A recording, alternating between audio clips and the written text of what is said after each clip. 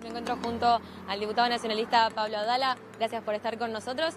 ¿Por qué fue la decisión de realizar esta interpelación a ambos ministros?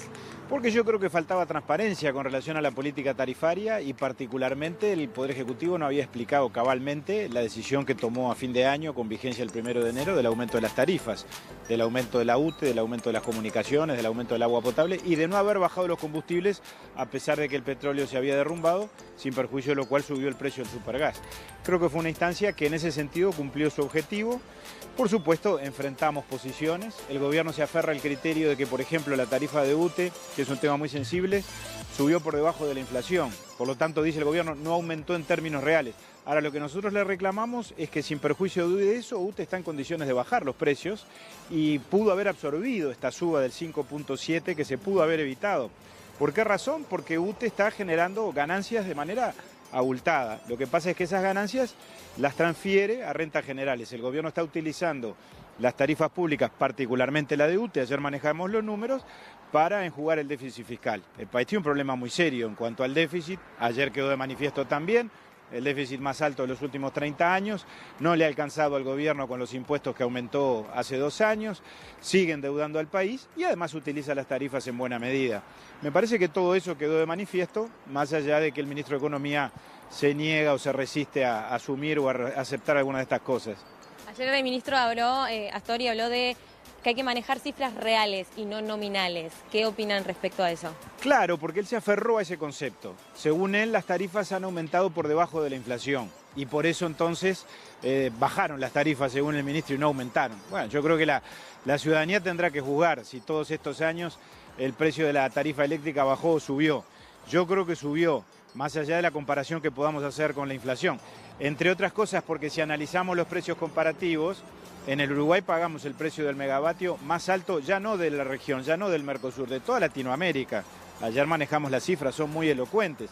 Entonces, en ese contexto de un país que paga el precio de la energía eléctrica más alto del continente, cuya empresa eléctrica ha hecho una transformación energética importante y ha bajado costos, la introducción de la energía renovable, entre otras cosas, ¿no es razonable que esas ganancias y esa disminución de costos en algún momento se traslade al consumidor? No es algo que vengamos a descubrir desde la oposición. Yo ayer recordé que la ministra Cose, que renunció hace pocos días al Ministerio de Industria, insistía permanentemente en que esto se podía hacer. Claro, ella tenía la responsabilidad de hacerlo también, porque era la ministra de Energía. No lo hacía porque el Ministerio de Economía no se lo permitía, por la razón que yo dije antes, porque las tarifas, más allá de la comparación con la inflación, fueron un instrumento de la política fiscal. El gobierno le echó mano, recurrió a ellas a los efectos de mejorar la situación de las cuentas públicas, que sabemos que tampoco lo logró, porque por algo tenemos el déficit y la descompensación o el desequilibrio tan importante que tenemos en el Uruguay. Aparte de UTE y las tarifas por la electricidad, ¿cómo ven desde la oposición el manejo de las empresas públicas en general? Mire, yo creo que en general ha sido por lo menos muy cuestionable. Cada empresa naturalmente es diferente. En el caso de ANCAP es notorio que se vivió una hecatombe durante todo este tiempo. Yo ayer lo recordaba. A fines del 2015 el propio ministro Astori, se lo recordé en la sesión de ayer, vino al Parlamento a pedir una ley para capitalizar ANCAP. ANCAP llegó a estar al borde del patrimonio negativo. ¿Por qué? Por la pésima gestión que se llevó a cabo en el periodo pasado, por la planificación estratégica de inversiones antieconómicas, el endeudamiento sideral, bueno, lo que todos sabemos, ANCAP estuvo quebrada. De manera que si tomamos ANCAP como ejemplo, el manejo del gobierno de las empresas públicas fue realmente pésimo. En UTE se hizo un gran trabajo, yo lo dije antes, en cuanto a transformar la matriz, hubo una gran inversión en generación, capaz que ahí se puede llegar a reprochar que hubo hasta una cierta dosis de sobreinversión, porque UTE tiene una capacidad instalada de generar energía que no la utiliza completamente, eso tampoco es muy recomendable, pero sin embargo UTE, y ayer quedó de manifiesto en el debate, tiene un déficit muy grande en distribución y en comercialización, porque mientras invertía en generación y mientras aumentaba las tarifas para transferir recursos a rentas generales, como yo decía recién, en el área de la comercialización, en la transmisión de la energía, no invirtió, se llegó a una suerte de obsolescencia de los equipos, de las líneas, y eso generó dificultades que las vivimos los uruguayos, por ejemplo, en el último invierno, cuando hubo una interrupción del servicio y una cantidad de apagones muy por encima de lo habitual.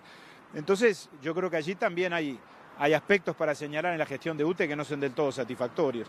Creo que hay luces y sombras, pero evidentemente no hubo una transformación, una modernización de las empresas o un aumento de la eficiencia que nos lleve a estar particularmente satisfechos con los resultados.